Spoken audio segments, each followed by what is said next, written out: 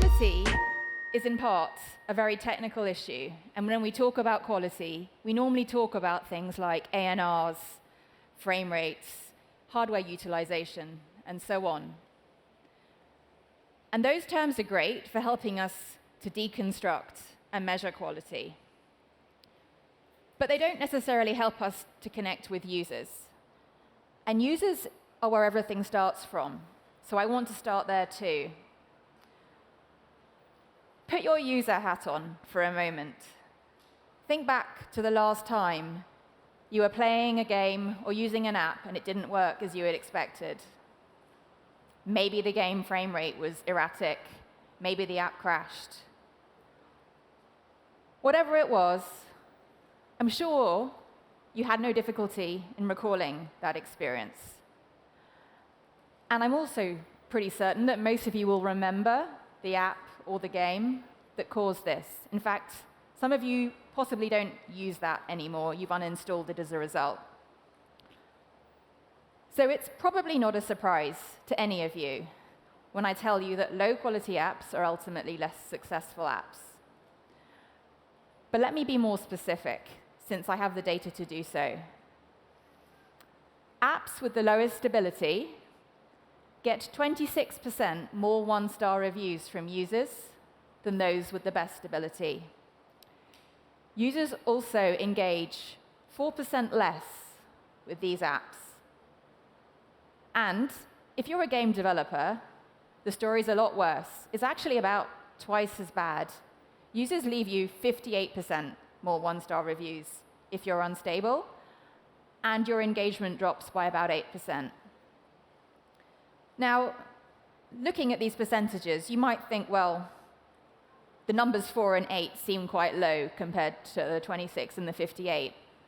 But when you think about engagement, think about what it actually means to you in your business to increase engagement by 4% or 8%. Think about what that actually translates into in terms of monetization. And you'll realize that an 8% drop in engagement, or even a 4% drop, is absolutely not trivial. These are really not small effects. Play cares so much about user experience that, as we've said in the past, your app's behavior on these metrics, as well as some other core vitals, has an impact on your discoverability in the Play Store and on your eligibility for editorial collections.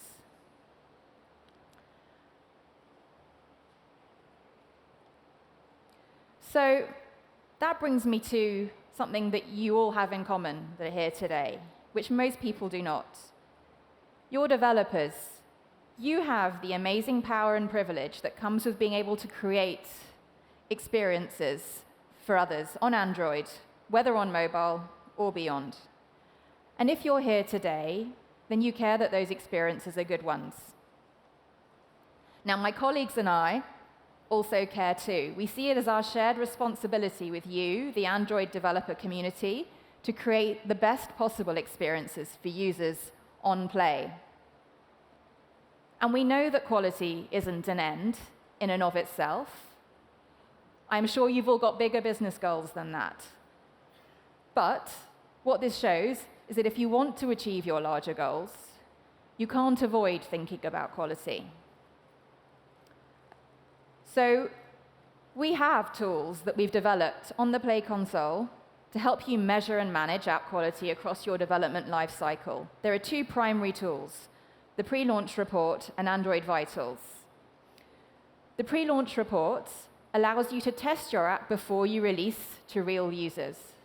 It works by installing your APK on a number of devices in our test lab, and then we can either crawl your app randomly, or you can tell us through scripts or game loops the paths that you want us to take.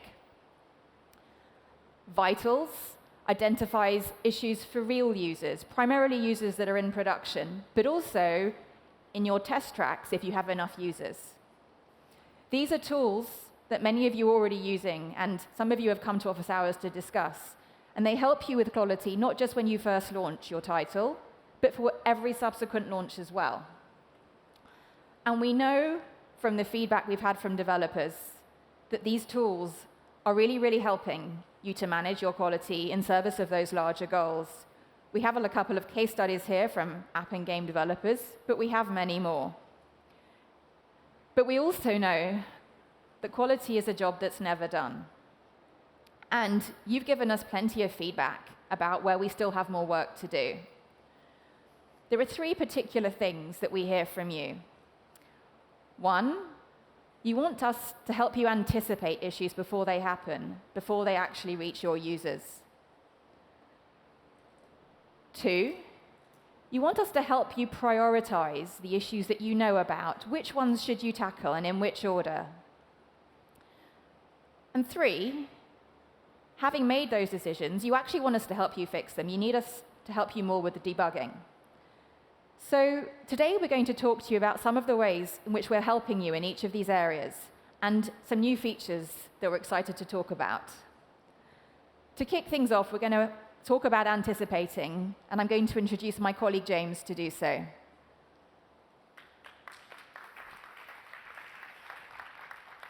Thanks, Lauren. My name's James Heather. I am an engineering manager on the Play Console team. The first new feature that we want to talk about today in this important area of anticipating quality issues is in the pre-launch report. Now, one of the key strengths of Android is its openness, and consequently its availability on a huge range of hardware. There's a vast array of different Android models out there. That's a good thing, but of course it comes with an associated challenge for developers. You've tested your app or your game on physical devices that you have and on a variety of emulators, but how can you be sure that it will work correctly on real end-user devices that you don't have access to? This is where the pre-launch report, or PLR, comes in. As Lauren said, PLR will give you information about how your app performs on real hardware devices based on our crawls. This is what it looks like when you see the results of our crawl in the Play Console. We can help you find stability problems, crashes, ANRs, and either device-specific or more general ones. Performance issues. Are you consuming high levels of system resources? Violations of Android accessibility guidelines. Devices on which your app just doesn't look right. We can provide screenshots for you to check from real hardware. And security problems, if your app contains vulnerabilities that we can identify. But now we have one more signal that we've added to help you future-proof your app. Some of you will remember that last year we made an announcement that we would start restricting usage of non-SDK interfaces from Android P onwards. In case that doesn't ring a bell, let me briefly explain. Every SDK contains an API that you're supposed to use and internals that, as a developer, you are not supposed to rely on because they might change, and that will cause crashes or unexpected behavior. The Android SDK is no exception. There are internal methods, private methods and fields that aren't intended to be used by external programs. In P, one of the changes that we made was to start restricting access to some of these non-SDK interfaces in order to make sure that apps don't rely on internal state that might change. And that should bring benefits to end users in terms of the stability of the apps that they use every day. We're going to be restricting a few more of those in Android Q to improve long-term stability even further. You'll be able to find the full list on the Android developers website. Our aim is to do this in the most stable way that we can so that we don't crash your apps.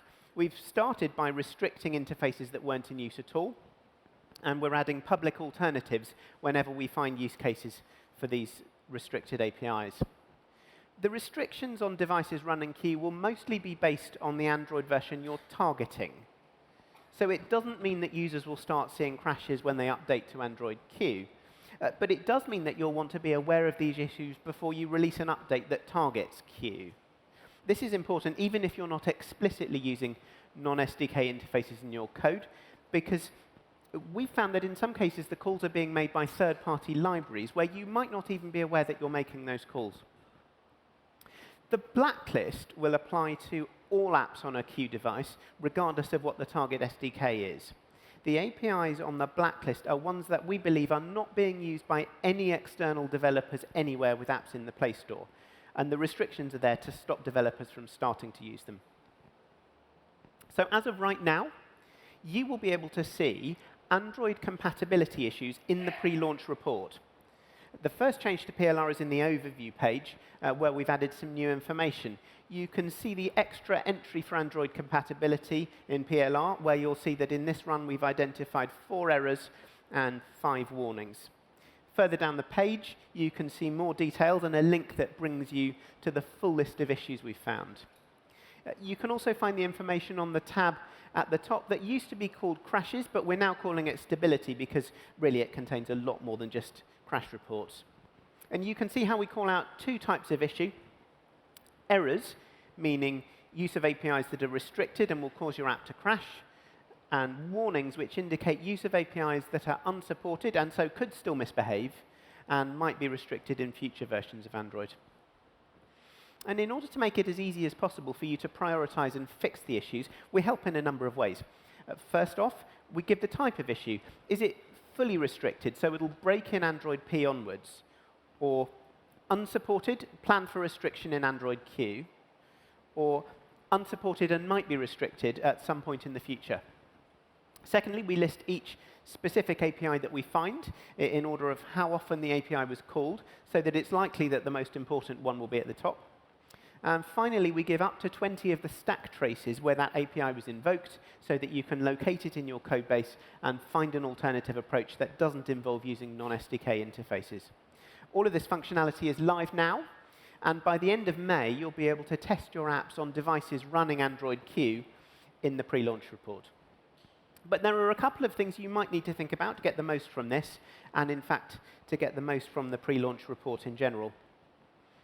First, some apps need credentials to get beyond an opening login screen, and as smart as our crawler is, it probably can't guess your password. What we recommend that you do is create some test credentials that you don't use for any other purpose. And if you then enter those credentials into the Settings tab of PLR, we're then able to use them to log on when we crawl your app, and that will enable us to test more of your app and go further. Secondly, if you're developing a game, then you might want to provide us with something that helps us to test the key parts of the game that are beyond the reach of a crawler. In order to do that, you can build a game loop and share it with us. You just need to ensure that you respond to an intent of com.google.intent.action.test_loop and use that to initiate the game loop. That means that we can run the important sequences of your game on devices that you don't have access to and let you know what we find. For the visuals, this is particularly important because you can then download the entire video stream from PLR and check that the game looks as it should do on each device. Thirdly, don't forget that issues on new versions of Android can show up not just in compatibility results, but also in crashes. In Vitals, you can find crashes on a given Android release by filtering. And in PLR, you can find crashes on particular versions of Android just by scanning down the results. Note that it's really important that you do this early, since issues that you have on the latest version of Android will take some time to propagate to a large number of users. So you're unlikely to see them showing up in your trends in the early days, but that's good, because it gives you a chance to fix them before they become serious problems. All of these features in PLR are available to you, and in fact automatically run for you, as long as you submit your APK to a test track. So I'd strongly recommend that you build this into your testing cycle. Once you have a build ready for testing, upload it to an alpha or beta or internal test track. We will then run our crawler over it, and you'll have time to act on any findings. This gives you a strong start when it comes to this key area of anticipating quality issues in your apps. I'm now going to hand over to my colleague Fed to talk about prioritizing those issues.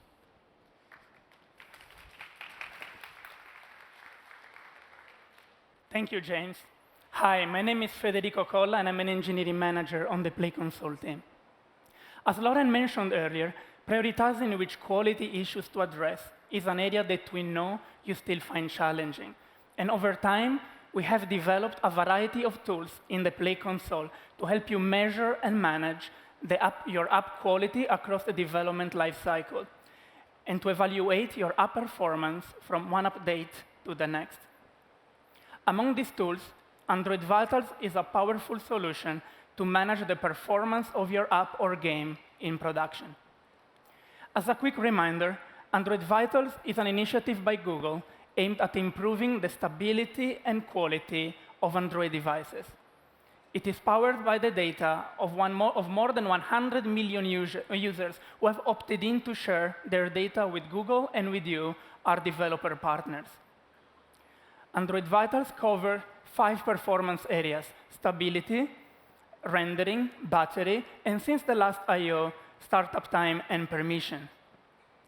Within these areas, we have more than 15 metrics that represent the app qualities that your users care about the most. Things like crash rate and ANR and so forth.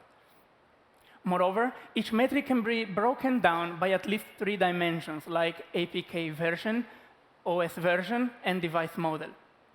In other words, Android Vitals helps you understand the performance of your app as experienced on real devices in the hands of real users in the real world. But while Vitals is very powerful and has seen great adoption since launch, one thing we heard from you is that you needed more context to help understand how your performance stacked up against the industry and, more importantly, your competitors. When we first launched Vitals 2 years ago, we introduced the concept of bad behavior. This helps show you how your app's performance really compares with the worst offenders. But this was not enough. So last year, we launched category benchmarks to help you understand how your app or game compares with the top apps in the same category or any other category of your choosing. Category benchmarks apply to all Vitals. And for each of them, we show 3 percentile points that show where your app falls in the distribution. And we also introduced category benchmarks to other parts of the Play console, like ratings. But we keep hearing your feedback that you want even more concept, and the category level detail is often not enough. So this year, we are very excited to introduce a new feature in the Play console, developer-selected peer benchmarks. With this feature, you can now define a custom set of 8 to 12 peers and see how your performance compares across all of the Android Vitals. And to make things easier for you, we use the metadata we have about apps and games to intelligently suggest a set of apps that are similar to yours for you to compare with. However, you can remove apps from this set, you can add other suggested apps, or you can search for new apps by name or package name. And privacy is very important to us, and this feature is no exception. So we have carefully designed this product with privacy in mind, defining a set of rules to protect your vitals and performance data.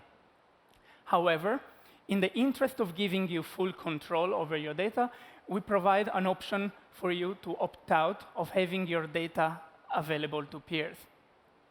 Note though, should you opt out of sharing your vitals data, you will be unable to use this feature, missing out on the valuable insights about your app. So once you select a set of relevant peers, you can compare the performance of your app with the median of that peer set. And you can do so across all of the vitals reporting surfaces, like the overview page, details page, and as well as all the time series reports. And we are also taking the same functionality and intelligent peer selection from vitals and extending it to ratings. As with vitals, by using a predefined or custom set of up to 12 peers, you can see how your rating performs over time against your competitors. And you can even drill down to a country level and see how your rating compare to competitors in your most important markets. Now, there is a lot of information in Android Vitals, and we just introduced even more. So here's a couple of key takeaways for you to remember. First, take a moment to define a custom peer set for your app or game. A good starting point is to pick apps that are similar to yours from a functional or technical perspective. And while comparing your app with competitor is very useful, The peer benchmark features can also be used to define an aspirational peer set for your app. So a group of apps that already performs at the, perform at the level that you like to achieve. Finally, the apps and games ecosystem is constantly evolving. So make sure that you come back to update your peer set on a regular basis, like every other month.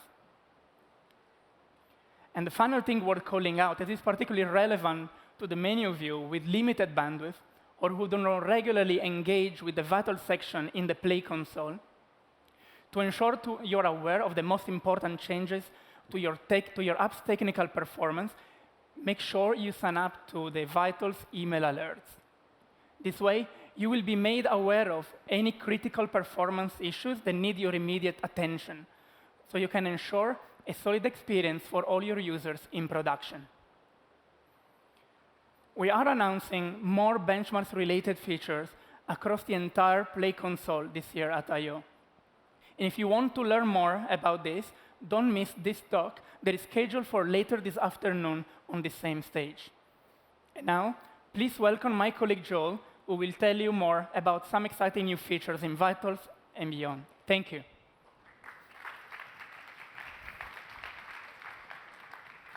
Thanks, Fed. Now, while peer benchmarks are an incredible addition to the console, they're really just one of the ways that we're working to help you with prioritization.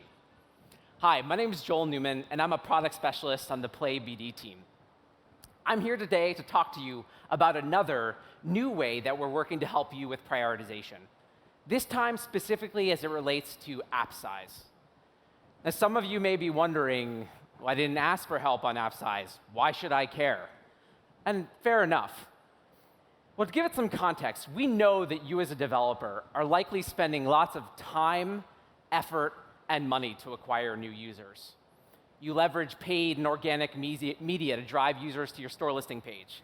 You optimize the assets on that page. Hopefully, you're doing store listing experiments, all with the intent of increasing the likelihood that a user will click the install button. And that's where the journey ends, right? Now, unfortunately not. There are a lot of things that can happen between the time a user clicks the install button and the time they can actually fire up your app and start to engage with it. So that's why, recently we conducted an analysis, in fact, that found that almost 30% of all install requests are not actually completed. Let that sink in for a minute, 30%. It's pretty surprising, right? Well, what's driving this? When we dug deeper, we found that there are a number of factors at play, but they are all generally tied to one of three things: space, time, and cost. And all three of these are directly tied to app size. Now, what do I mean by space, time, and cost? Let me touch on each briefly. So first, and arguably most important, is space. The fact is that many users simply don't have enough space on their devices. When we analyzed the over 2 billion devices on Play, we found that about 3 in 10 have less than 1 gig of free storage available. And surprisingly, this was not just an issue in emerging markets. This was also prevalent in developed markets like North America and Western Europe. Without enough storage on device, the install simply fails. And the larger your app is, the more likely that is to happen. Now, what about time? Now, obviously, the longer a download takes, the higher the probability that a user will simply lose interest and cancel the download. It also increases the probability of disruptions in connectivity, something that's a particular challenge in emerging markets where networks are sometimes unstable. And the final issue is cost. So unfortunately, the abundant Wi-Fi and the near limitless data plans that most of us are used to and simply take for granted, it's not a reality for many of our users. With limited data allowances, many users will simply cancel an install as soon as they see the expected download size.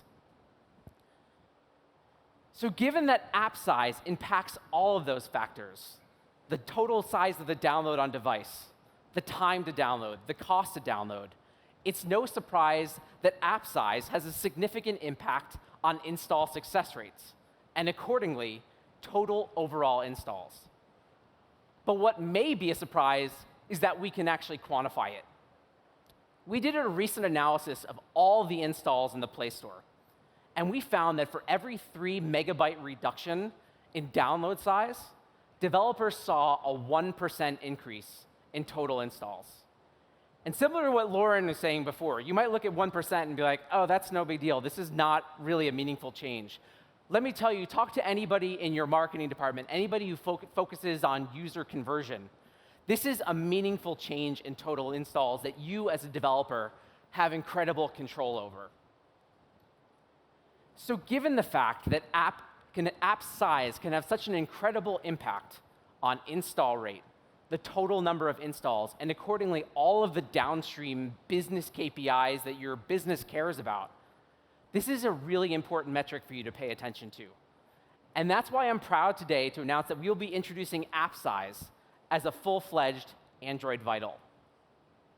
If you navigate to the Android Vital section in the console today, you'll see that there is now a dedicated app size subsection with a myriad of reports to help you understand the overall health of your app size. In these reports within the App Vital section, as well as within the statistics page, you'll see 2 really important metrics that you as a developer should be paying attention to. App download size, which is the size of the download of your APK over the wire, which is directly correlated with install conversion rate, as well as this app size on device, the size of your app after your app's installation on device, which is in turn directly correlated with uninstalls. We'll also show you how your app size changes over time, so you can assess how things like new releases might be impacting your overall app size. To bring 2 parts of today's talk together, Fed talked earlier about peer benchmarks, and as I mentioned, app size is a full-fledged Android Vital. So accordingly, I'm happy to announce that you'll now be able to compare your app size against that same custom-defined set of peers, so you can see how you stack up against the competition. For those of you who've adopted the app bundle format, we go even one step further. In an all-new app size breakdown report, we provide a detailed breakdown of the components of your app, highlighting how much of your app is code versus resources versus native libraries, so you can assess the underlying factors that are driving your overall app size. Even more, we conduct an automated analysis of your bundle, and we deliver a tailored, custom set of optimizations ordered by expected app size improvements to help you prioritize what to work on next. So I just talked about a lot of the information that we're going to be delivering in terms of app size. So what specifically should you as a developer do? So I think there are 2 things that I would recommend doing. First is just purely at a baseline, go into the new app size subsection in Vitals, get a sense of how your app size is performing to try to assess what impact app size might be having on your overall business. Second, if you have adopted the app bundle format, you should go into that optimization, go check out that list of optimization tips. These are concrete, actionable steps that you can take to quantifiably reduce your app's footprint and accordingly boost your installs. Now, I just really glanced at a very high level on app size. If you want to go 1 or even 10 levels deeper, I strongly encourage you to check out the dedicated session that's happening tomorrow at 8:30 a.m. on stage 2, where we'll cover some of the details on app size as well as the tools we're developing to help you monitor and improve it, as led by some of our product managers. Now let me quickly get back to some of our asks. One of the top pieces of feedback that we heard from you as it relates to app health was that you love PLR, you love Android Vitals in terms of identifying problems, but you sometimes struggle to identify the underlying causes. Well, I want to let you know that we hear your feedback. This is a consistent thing that I'm hearing from developers all the time. And so today, I'm happy to talk a little bit about a feature that we recently introduced that should make debugging significantly easier. It's called PLR and vitals linking. Now, as Fed mentioned earlier, Android Vitals is a tool to help you track the performance of your app in the wild. Now, because we're collecting data from real devices in the hands of real users, we often have to redact the information we show in the interest of user privacy. So here, for example, is some of the information that we might surface for a crash in Android Vitals. You'll notice that although we show the stack trace, we redact the exception message in case it contains private user information. Now, this information, as it is currently, may be helpful at base level for still getting at some of the underlying issues, but for some of you may just not be enough.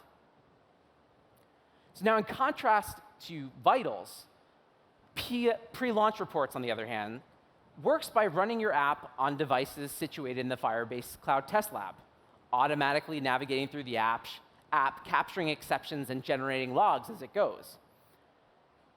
Now, because this testing is occurring in a controlled environment, we're able to expose key information, such as the exception message, that might otherwise be redacted in Vitals.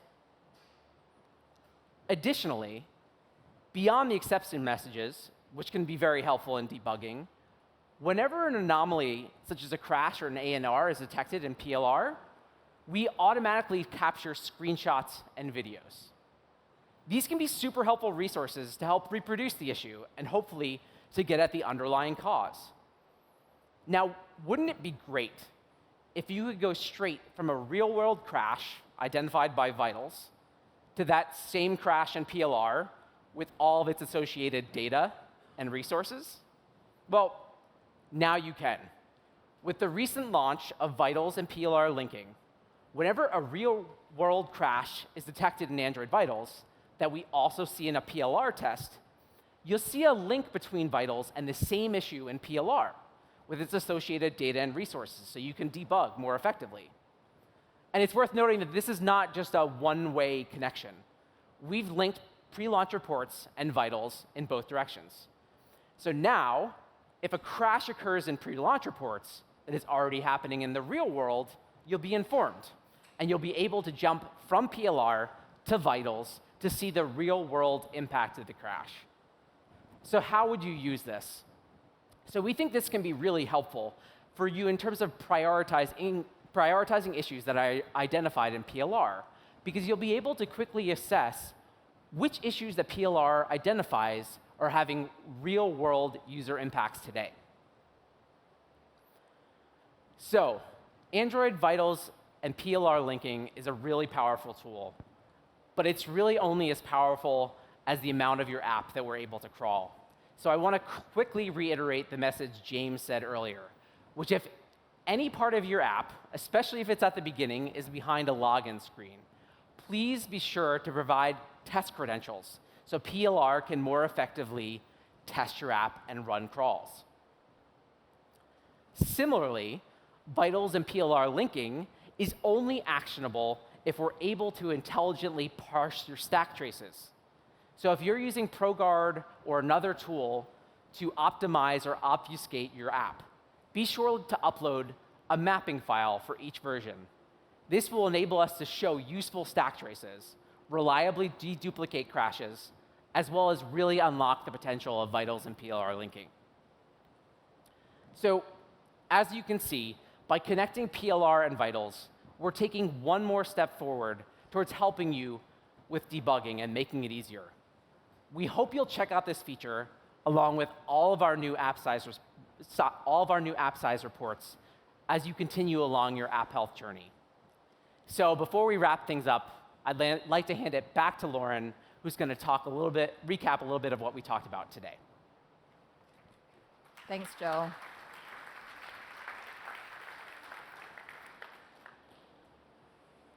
So, covered quite a number of things. We talked about Vitals and the pre-launch report, for those of you who haven't used them before.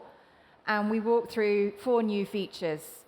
Just to help you connect those features back to the two tools we've got right now, you can see here that Android compatibility sits in the pre-launch report. Peer benchmarks and app size are found in Vitals, and clearly, PLR and Vitals linking can be accessed from either direction. I now want to give you another slide, and I've seen many of you taking photos throughout the talk, but if you haven't taken any yet, this is the one slide that you really should take a picture of. Here in one place are all of the different tips we've given you about how to make use of the existing features as well as the new ones. Success for both of us after this talk, I think, is the same thing, that you come away with some concrete next steps on something that you can do within our health tools that will help you reach your business goals. So please do take a picture, have a look at what we're recommending, and think about which of these actions that you might be able to take and try when you get back home. We also have office hours. I think it's 3:30, so pretty much soon after this talk, if you want to come and discuss with any of us the topics we've been through today. Another resource that you can look at when you're back home is on the Play Academy, where we offer free training to all developers. It was built to help you understand best practices and features to help you succeed on Play. And we have dedicated content on there from this year's I/O. So to wrap up, I just want to repeat what I said at the start. Quality is a job that is never done. For as long as Android continues to evolve, for as long as new form factors are created and you, developers, continue to innovate, we have the potential to create all kinds of amazing capabilities and experiences for users. And throughout all these changes, the thing that remains constant for us is to maintain and increase the baseline for quality on Android. So you should expect to see us again here next year and at many other events in between. Please also do keep sharing your feedback with us in the meantime and help us partner with you on this long-term journey. Thank you very much for listening.